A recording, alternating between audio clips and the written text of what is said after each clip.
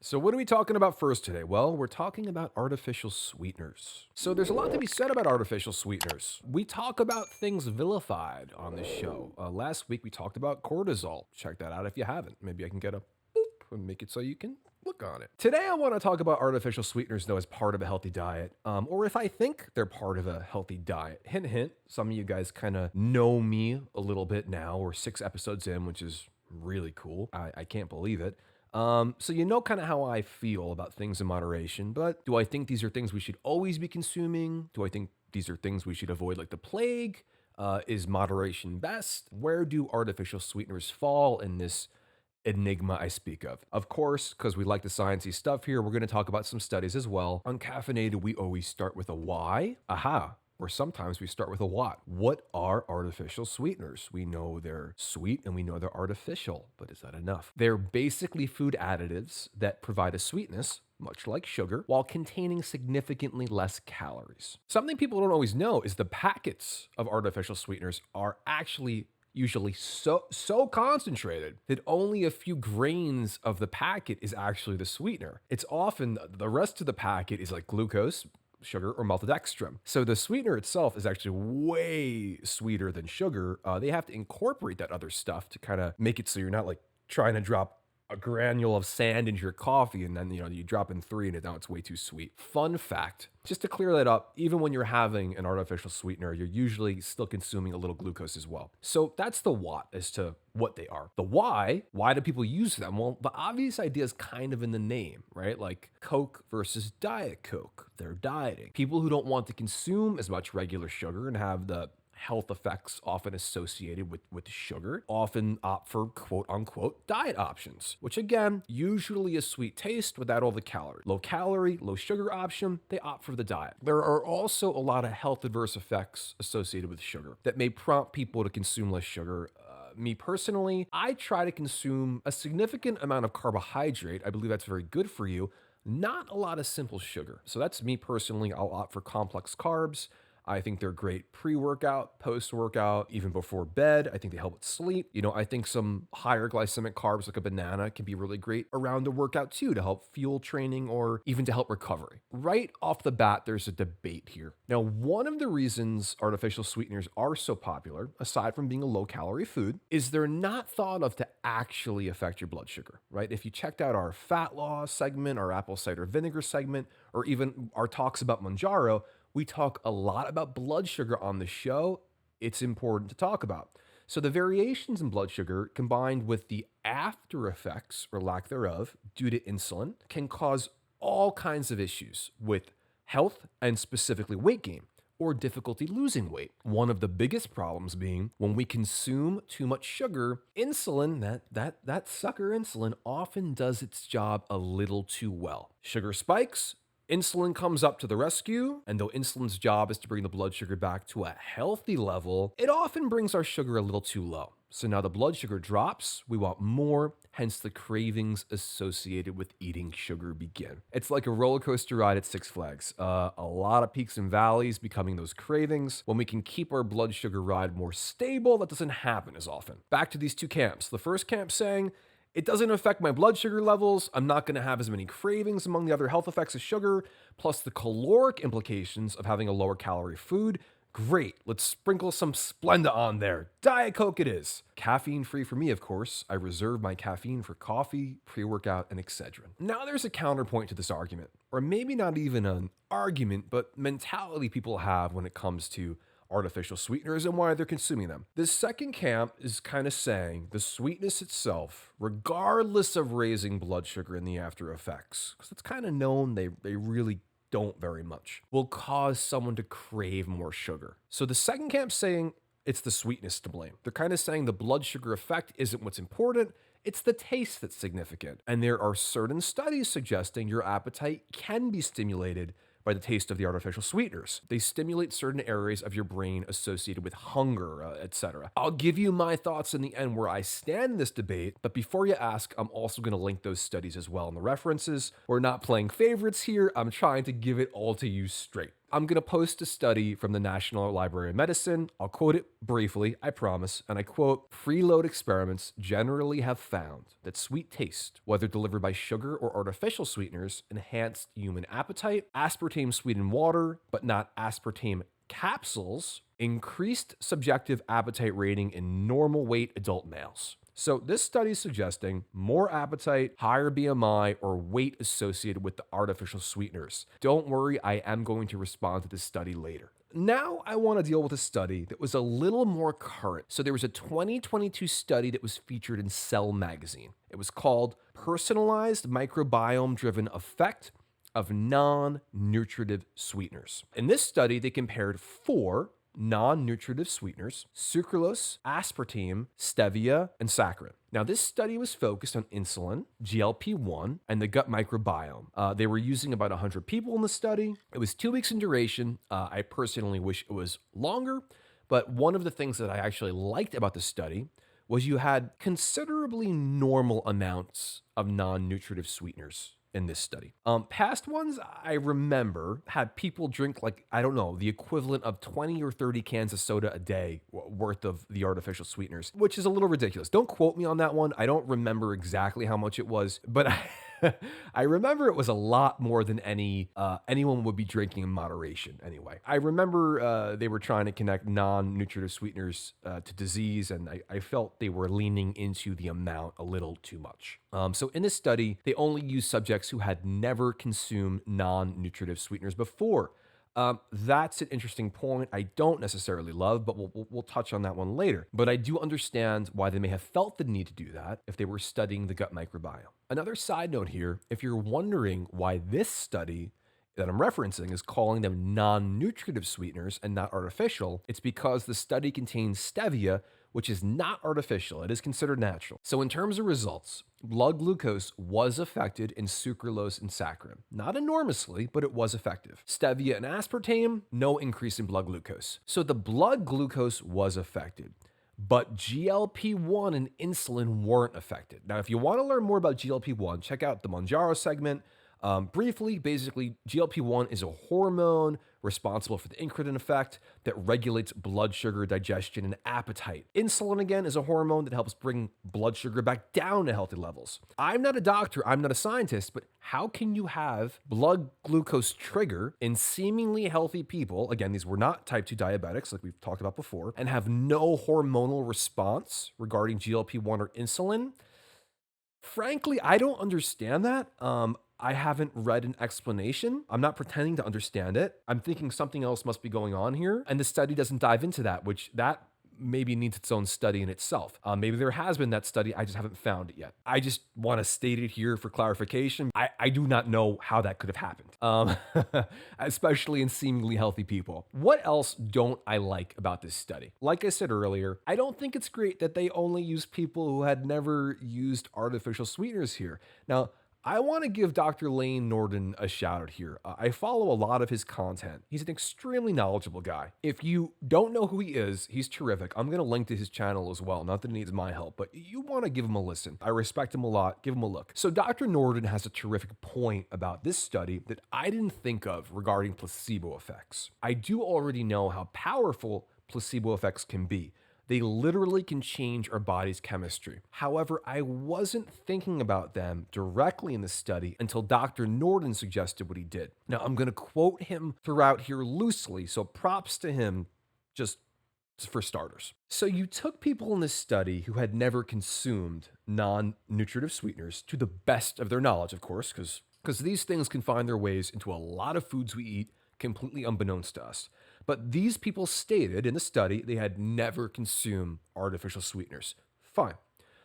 Again, I think this has to do with the gut microbiome thing because they want it undisturbed or something like that. I don't know. To me, that's a very unique class of person. As Dr. Norton points out, it seems like if you were to avoid artificial sweeteners for your whole life, it's probably because you have given them a negative connotation. Now you're here in this study, and you're being given those same artificial sweeteners as well. And how do you know you're eating them?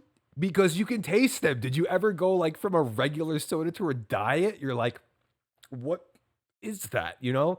That's a weird taste. It takes a little while to actually get used to an artificial sweetener or a non-nutritive sweetener's taste. Then for me, it actually becomes preferable a lot of the time, especially with stevia. I hear this from a lot of people that they prefer the sugar replacements taste eventually. I also remember, now I use Truvia now, but I remember I used to use Splenda. And I'm going from Splenda to Truvia because that seemed healthier. I remember at first, I was like, holy cow, this Truvia stuff tastes weird. And then eventually, for me, it tastes normal. It's what I prefer. Another thing, part of the reason I opt for Truvia is it's a stevia sweetener, which also contains erythritol as a bulking agent. And again, I understand the erythritol is there. It's not perfect, but it seems to have less effect on the gut biome. I am not 100% sure of that. I haven't read a lot of studies on it, but I don't eat a ton of it to begin with. So more about that later. So the people in this study definitely knew they were eating something different. And if it tasted artificial to them, it 100% could have had a placebo effect. So now they know they're eating something they've avoided their whole lives, that they associate with a negative outcome. There's a negative connotation there. This stress makes their cortisol spike. Every day I'm eating this crap I avoided my whole life. Check out last week's episode for more on the villainous cortisol. Last I heard, cortisol was teaming up with Magneto, and bam, blood sugar is up because of the cortisol spike. Is this definitely what happened? No, I don't definitely know very many things, but I definitely know it certainly could have happened. That's a definite maybe. What is that? It works 80% of the time, 100% of the time? I don't know. It certainly could have happened. I myself have suffered from anxiety for a long time. If I get it in my head something is bad for me, it's not too long before I'm not feeling good. It brings me actually to, I once heard Lewis Black in one of his segments. I love Lewis Black, by the way. He was saying, I was on a plane ride and, Time magazine had a whole piece on diabetes. And I read that whole piece, that whole plane ride. And by the end of that plane ride, I had diabetes. I think that's very true with how our minds work. I think also the great thing about this too, if there is a placebo effect involved, is it can absolutely work in the opposite way as well. I think when we feel like we're doing something good for ourselves, our health, it can have an amplified positive effect as well. That's one of the great things about exercise. You have the benefits of the exercise itself, which are great. And now you also have the mental benefits of knowing you're doing something better for yourself also. You're doing something to better your health. I mean, that's self-love, man. Trying to make artificial sweeteners interesting here, huh? Hey, come on, Dad. Give me a break, guy. So another thing I don't love about this study, as Dr. Norton points out, the results also could have been skewed because they let these people take their own oral glucose tests. They didn't do them in a lab or anything. They weren't wearing gloves or those white coats. I don't know. I'm no scientist. I'm just a guy who likes coffee and talking about this stuff, but I don't know about that. It seems like the testing portion of the study that your results were based on, you kind of want that to be done in a very controlled atmosphere. I don't know. That's my very simple common sense. Again, I've never conducted my own scientific test other than how late in the day can I consume caffeine and still sleep. But this is just my gut microbiome reaction. So those two studies are both talking about, in one way or another, artificial sweeteners or non-nutritive sweeteners are kind of no bueno. Here's the bit you've been waiting for. Why do I still consume them, right? I'm a data guy, I like science. This is saying some not good things. I'm still eating artificial sweeteners. Well, first off, there are still many longer-term studies that link the sweeteners' overall positive outcomes. I'm going to link those studies too. And here's even why more so I still think they can be part of a healthy diet. The first thing we always want to consider with non-nutritive sweeteners, again, is all of the benefits we've seen study after study regarding them in comparison to glucose. They reduce blood glucose. They help facilitate weight loss. So we've got to be real here. Let's get real. The real world. Charlie likes sugar. Charlie likes ice cream.